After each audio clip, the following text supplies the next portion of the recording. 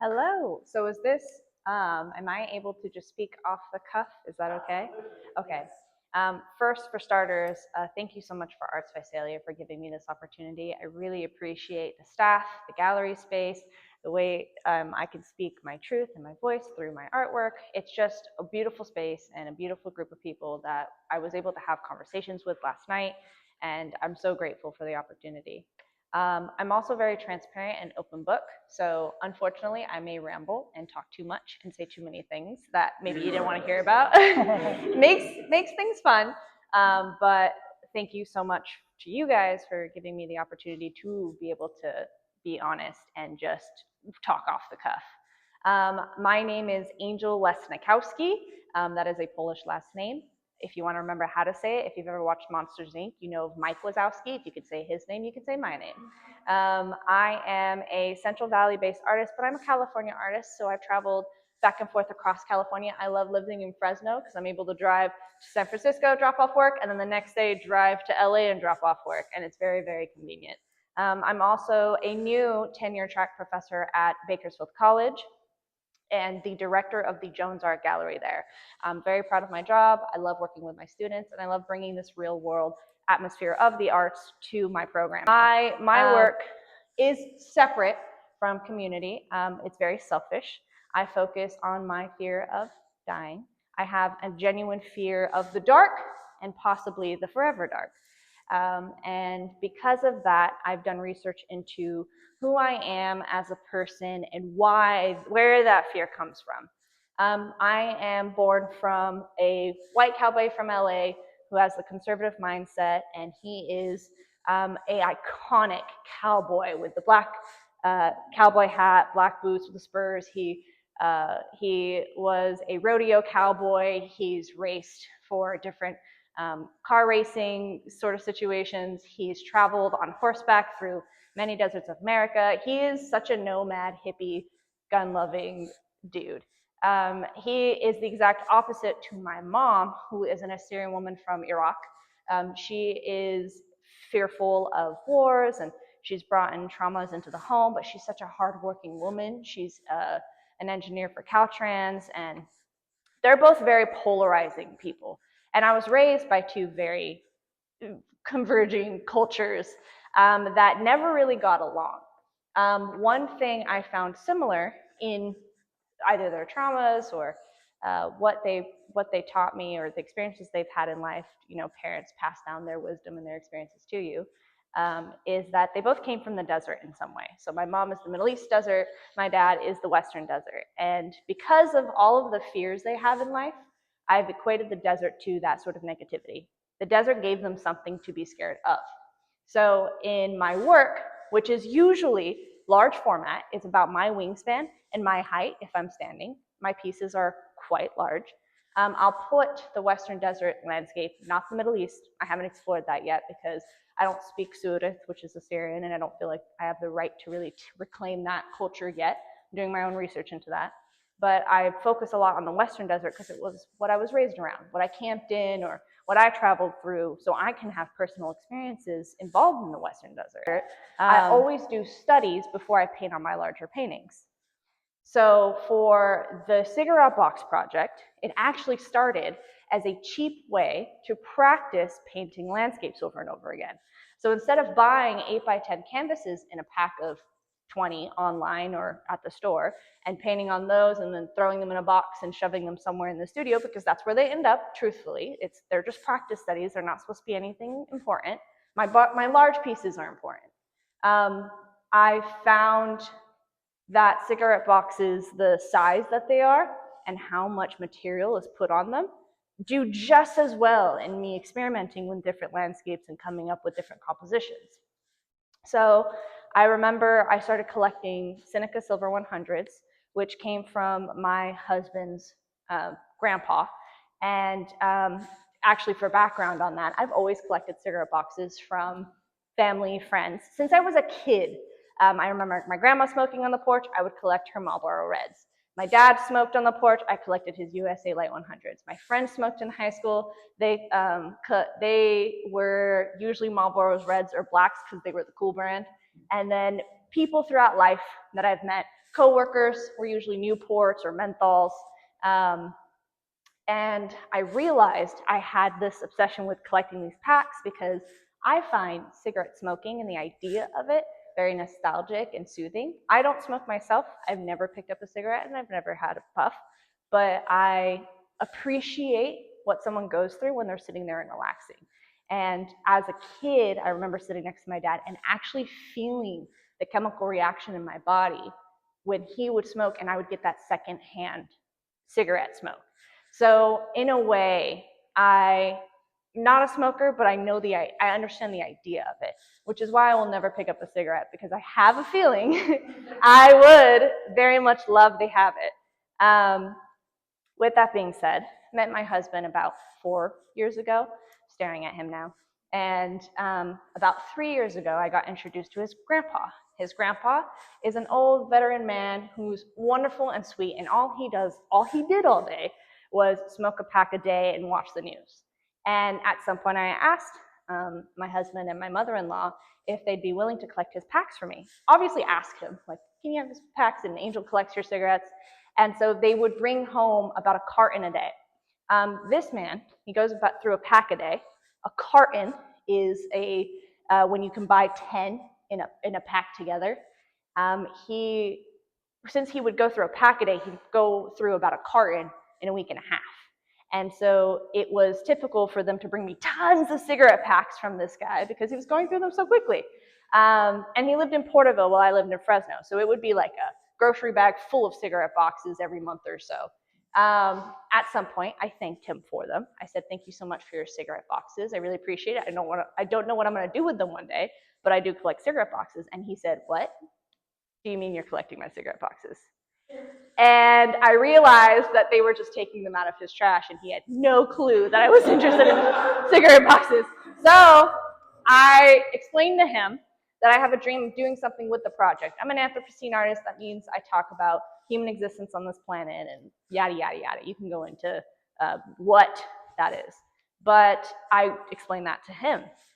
And from that point forward, he would open the carton very carefully. So the carton comes in its own box. He would open the carton very carefully, be very careful with the cigarette pack as he went through it, and put it right back in the carton. So at some point, he started giving me these nice, crisp, clean cigarette boxes that had no dents on them. It was the first person that's ever truly cared about me collecting this weird collection, this fascination I had after that. So I started collecting them very quickly because he knew there was a purpose for them. And it wasn't that he was smoking more, it's just life was boring and you go through some packs faster than others. And at some point, I ended up with a little less than 1,000 in the collection. Luckily, but unluckily, he ended up getting evicted from his apartment because of the smoking. They had changed something on his lease to say you couldn't smoke, and he signed off, almost being tricked, not knowing it was there. And so he got evicted, moved in with family, and now he no longer smokes. He vapes, which is better for you. But he doesn't smoke the same packs anymore. So I no longer have my Seneca Silver 100 collection. If anyone is willing to supply me, let me know. After I realized I had such an amalgamation of this collection, I wanted to do something with them. Going back to my studies, I realized cigarette packs, these little pieces of trash, would be a great surface to replace my canvases I was purchasing at the store, because they're free. I didn't pay for $5 for the pack.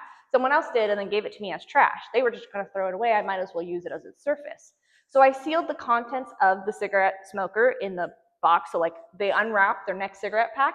They usually take the wrappings and they shove it in the old box. Sealed that inside. Gessoed the front of it, which is just white paint that you put on the front. And then I would paint my landscape. I have tons of reference images on my laptop and files upon files of Western deserts that I've either taken pictures of myself, that I've sat in front of and painted and then took a picture of that I've screenshotted off of people's stories. If any of you traveled and I followed you and you went through a desert at some point, I did screenshot your story. I have images I found online from photographers, just hundreds of images. I pull up my laptop, I do my little study, I wait for it to dry, and then I shove it in a box. And the cigarette box project wasn't supposed to be a project. It was just, I do a study and shove it somewhere in the studio and it never sees the light of day. That's what's supposed to happen for these little paintings. Let's see, about a year later, after I started painting on cigarette boxes, started this project, I got invited to an Anthropocene show. And going back to the Anthropocene has to do with the stage of human existence on our planet. And it's a new theory. It's just like the Jurassic or the Triassic. You compare those ages of what happened during that time period. Well, we are now the Anthropocene, and the Anthropocene starts when humans started to exist on this world and cause problems, and where we're at now. And we're doing that measurement because we don't know when it's going to end. When you admit that there's a stage, usually means you're admitting that there's an endpoint. So it was a show that was critiquing the Anthropocene and having a conversation and providing awareness. So with my cigarette box project, I am observing landscapes over and over again, which most of the landscapes were desert, western scapes, so most of it is stolen native land. And I was using cigarette packs, which cigarette packs have a negative connotation of you're slowly killing and dying yourself as you smoke these, which I do want to clarify, I don't have a critique towards cigarette smoking at all. My grandma started smoking at 14 years old and she died at 90 something with the healthiest lungs. The doctors said she had healthy lungs and he doesn't understand why it didn't affect her the same way. So I have no gripe about cigarette smoking, do what you want. But the connotation is it does harm your body, just like other sort of medications out there. And so I had that duality, that critique within that Anthropocene show, all about the environment. It fit really well. I took these boxes, duct taped the back of them, and just shoved them on the wall, and then had a little grid of them. And I didn't care for them. I literally thought, as I was showing them in this show, that I'm putting pieces of trash that I painted on a wall. They weren't anything important, they weren't anything special, but I could have a conversation about the Anthropocene with this work. So I could push it a little bit further. In my head, it was the first and last time they were ever actually going to be seen and talked about. And then through that reception, when people walked through the space, I got such a good reaction from viewers where they were just so fascinated with my obsession with deserts, with how tiny I painted, how I paint with only 3 colors in white. So I paint with red, blue, yellow. I mix those together with a little bit of white to get all the colors I need. So everyone was fascinated by me being obsessed with finding all the colors and studying these landscapes particularly and how small they were. I got such a good reaction. I realized that this project wasn't something I should just shove in a shoebox in the corner of the studio. I should showcase it in some way. So that came to how do I do what's in that gallery right now? How do I showcase them professionally where I really care about this project? Framing is very expensive. And if I'm painting hundreds and hundreds of these studies, that is very expensive. So I came up with an inexpensive way to showcase my cigarette boxes that also puts them in the same moment as a specimen. So when you collect a butterfly or some sort of bug in a frame, it's because you're fascinated by that species or that specimen. For me, the landscapes were almost like me trapping a world in this tiny little space. And so it felt like a version of a specimen to me. So then I wanted to treat them the same way as that butterfly you put in a box, and I put them in a box. But I picked framing where you could see the boxes from all sides. So you can actually read the general surgeon warning telling you not to smoke the cigarette pack. Or you can read the brand on the top of the cigarette pack to know where it comes from. Or you can see the barcode of where they scanned the cigarette pack for you to purchase it. I find that as valuable as the actual painting itself because it shows that they're cigarette packs. Most people, when they walk in that space, they get fooled and think it's just a show of landscapes. And then they see the line in the landscape and they realize it's a cigarette box. That's what makes it fun. I just never stopped painting them. As an artist, that paint works on my work. You can't stop practicing, you can't stop studying. So I decided to, one, focus mainly on desert landscapes that are Western desert. So none of the Middle East shows up in any of these scenes. And then at some point, I realized that I now have a goal.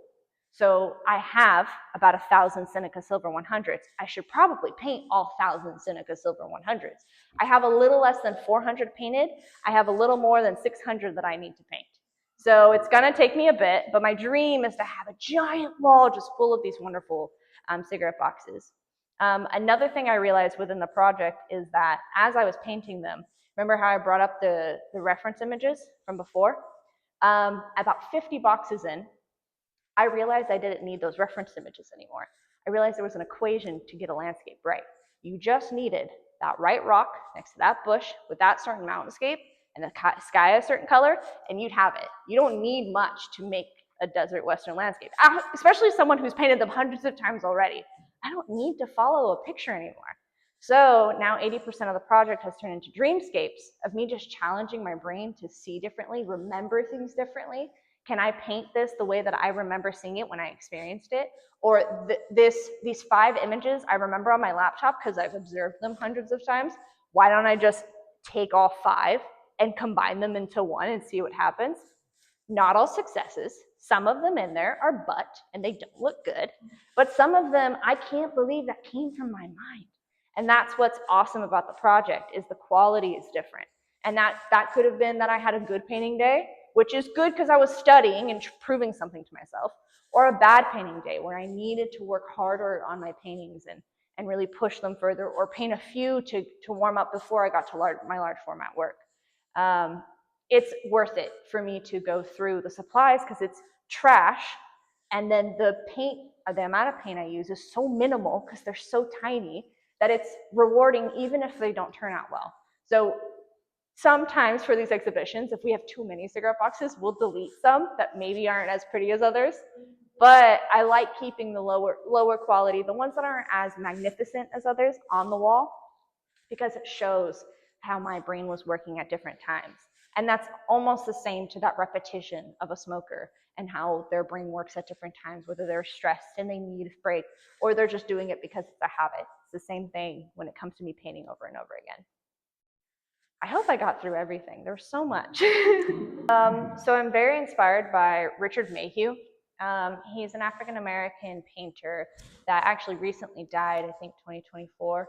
He was my biggest inspiration. He paints large format landscapes with these neon colors, and he really pushes the boundary of pigments against pigments to create depth and perception. And he seems so free-flowing with it. He makes his paintings look effortless. I have a feeling there's lots of information behind them on how he got there. But he's a huge inspiration of mine because of how he pushes his material. And then there's Judy Chicago, which, say what you want to say, she is a wonderful feminist artist who has done a lot for women artists today. But her gradiencies and how aesthetically pleasing her work is from a distance to then also learn what the work is about is very inspiring to me. I love how she kind of has a political issue she wants to describe and then uses very fluffy, beautiful colors to kind of entrap you into what she's trying to teach you. I try to do the same thing with my work. My bigger work more than my smaller these pieces. My bigger work can reflect social or political issues, opinions I have about fearing that death, and it's meant to entrap you. The colors are meant to attract the viewer to then learn about the story, and so then you're informed, or you may relate to me in some way. Question? But those two I think are my top 2 artists that I'm inspired by, that I think people would recognize because they are wonderful and they're well established within institutions. So no, so it made me realize as I was painting them over and over again, I realized one, I had an obsession. How can someone do this over and over again? It has to be something psychological, right? I think I have actually found more negativity in seeing them than positive affirmation from them. Yeah, it's cool to paint them over and over again. As an artist, I get a lot of affirmation because as I work on this project, I get better at painting these landscapes. And I know it's working for me to do this practice, right? Practice makes perfect, the quote. But so that's the one positive, I think. But when I go into that room and I look at all of them, I just see, I would hate to get trapped there. I would hate to understand the native stories of that land and what spiritual creatures exist there that would devour my soul.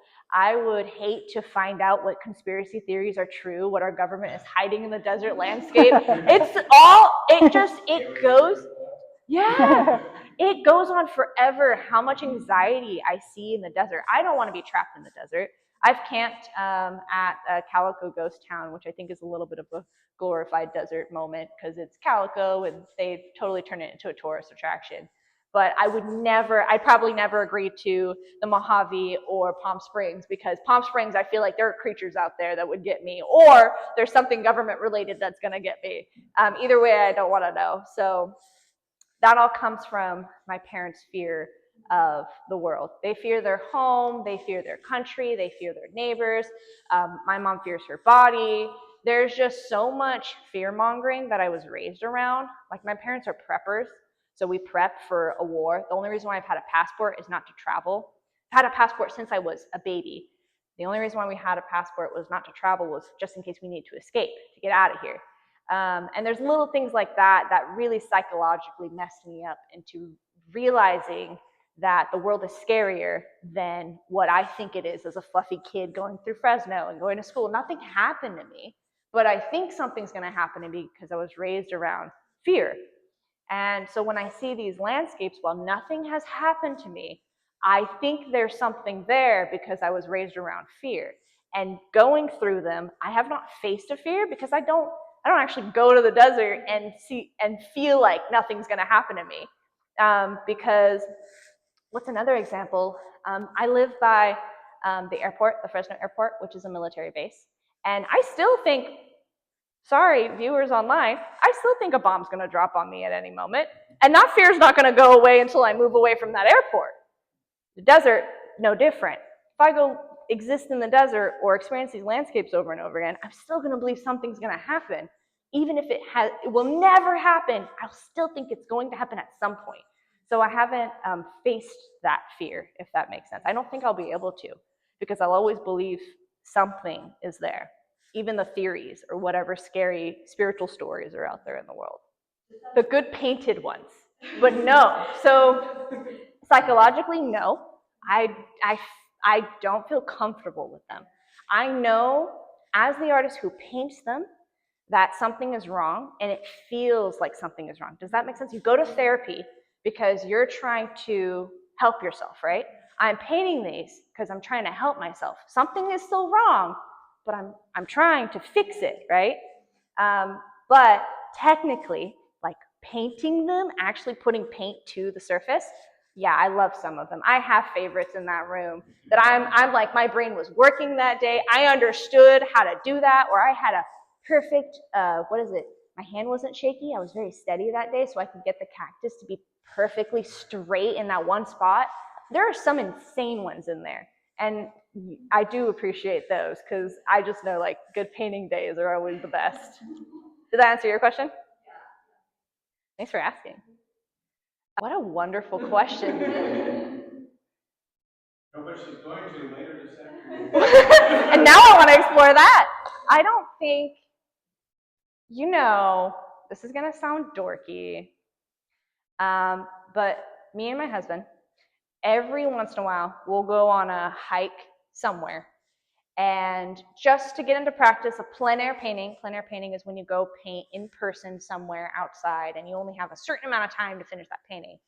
And for fun, we'll go on a hike and then we'll plein air paint something and we'll do a comparison. We'll look at both of our paintings side by side, and someone who's painted hundreds and hundreds of times these landscapes versus someone who's painted it 10 times. The contrast is there, and it's so funny and fun, and we have a great laugh seeing the comparison of the two. And I think rather than a place, it's in the moment experiencing it with someone else. I've always enjoyed painting plein air paintings with other people, and I think he is my favorite plein air painting partner because we turn it into the most fun, challenging moment for both of us. I love the quote, "The comfort of my human." Yes. Wow. That's a to-do list now. Because I've never painting deserts or painting my work, working on my work, creating my art has always been a job. So I've never thought of the silly art as being the same as the studies, what is it, the research I've done. What if I did take the two and mix them together? Would I have a positive experience with my research? I'm going to explore that now because that could be a wonderful summer adventure, sweetie. He's in the audience. I'll think about that. That was a great follow-up question. Thank you. Full circle. I would love to get that bold, but I'm very comfortable in this suburban city. Running water, no electricity issues. One day. Are you talking about the project being complete? So the project will always be desert westernscapes because of now how attached I am to the idea of the cigarette box project. I've turned it into a thing. Before it was just studies. Now that it's a thing, I need to make sure I stay structured within that framework I've created. So they're Seneca Silver 100s. Seneca is a native brand based in New York.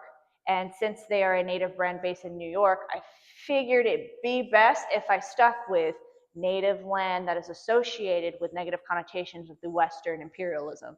And there's a whole deep dive I can go into that, which I'm not as appropriate as a person to speak upon. But I know that I need to stay focused in that in order for the project to actually be quality. Versus someone, after this project came out, gifted me 1,000 Carltons. Not joking you, they gifted me 1,000 Carlton cigarette boxes. Carltons are historically known as the first government-regulated cigarette brand. What am I going to do with those boxes? Something government-regulated, perhaps? So while this project will stay these wonderful desert western landscapes, and I'll now explore different ideas of maybe getting positive in the project, I've never expected to deviate from where I'm at now. Who knows how my brain's going to be working 200 or 400 boxes from now. But I know that I want the project to be complete and I want it to be installed somewhere. And the entire project, I don't want to delete any of the boxes the final time I show this project. And then we'll move on to the next one, whatever that's going to be. No, I'm scared. A little tea. Marlboro, I have tons of those packs, and they're iconic, right? Everyone recognizes a Marlboro cigarette box, but I'm scared to use them because I'm scared of getting sued because Marlboro is known for suing independent artists or people that just use their branding a little bit. You have to really change it up to separate yourself from the brand in order for you to use the imagery. Seneca, I don't think they're like Marlboro, but I have never had a conversation with Seneca, and I would be afraid to disrespect them in any way. Because, like I said before, in no way am I saying cigarettes are bad for you or having any sort of negative connotation towards cigarette smokers. But I'm afraid that they might think that way, and I don't want to dampen their branding. So maybe one day if a museum acquires all of the boxes and then I have that museum to back me up to have that conversation with them, then yes, but that's like a dream. And I'm for now, they just sit in storage in box containers, all protected until I finish the project and we'll see what happens. So not yet. Maybe I'll get bold. One of my friends said, you should get sued. It'd make you famous. You know, if Seneca ever, I will say, I have debated reaching out because if Seneca ever took the project and it installed it somewhere, I would just give them the boxes. They don't even have to really purchase them because I would be honored to be working directly with this brand who has inspired this whole journey for me. So I've fantasized about it. But again, I'm so scared of entering that conversation. And it wasn't supposed to be anything serious. They were supposed to be studies that got shoved in a shoebox and put in a corner. They weren't supposed to be taken this seriously. So I'm still working on figuring out how I'm going to get that far. Most of the time, my viewers get the exact opposite feeling.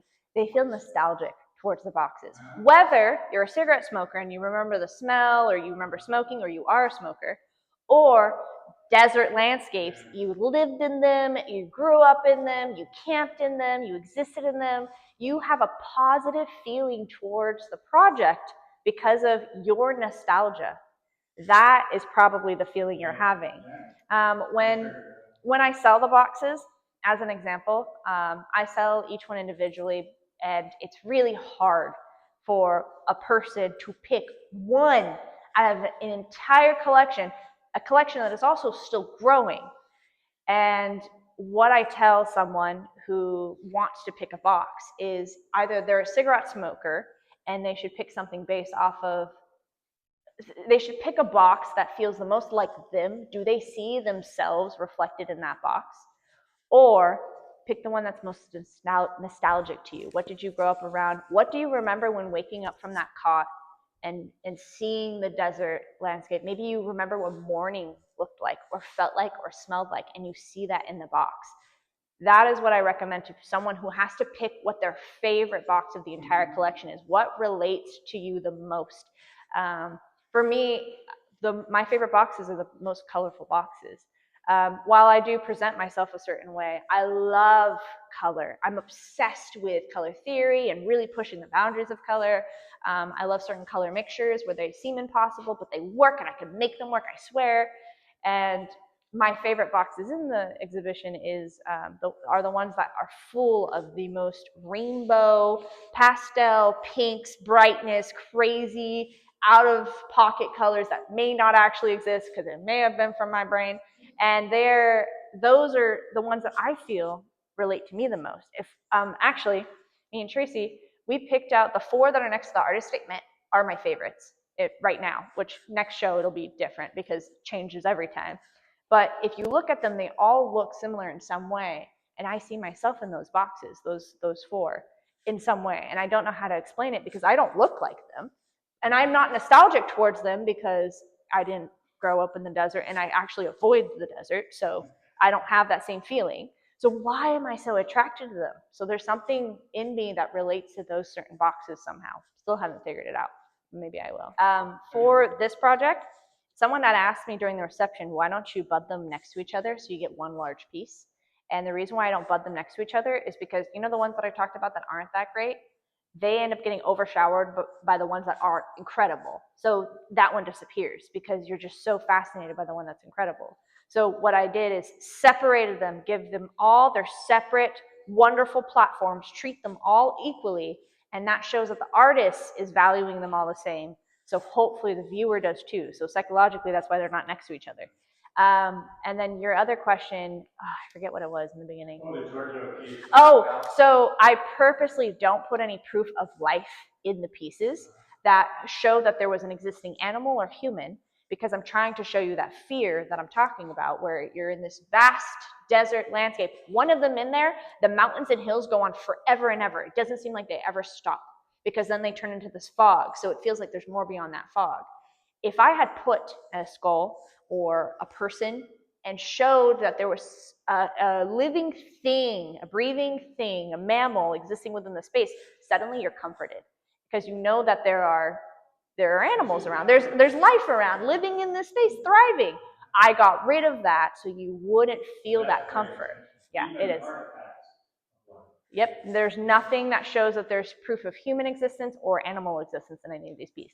Yes, greenery, but imagine if humans never existed on this planet, then all of the plants would thrive and exist and they'd be wonderful. So plant life does not equal human life or mammal existence. So I thought that the project was disturbing enough to still keep the plants in. Yes, yeah, it was. But one day I might do a whole, I can go on forever. I don't want to take too much time.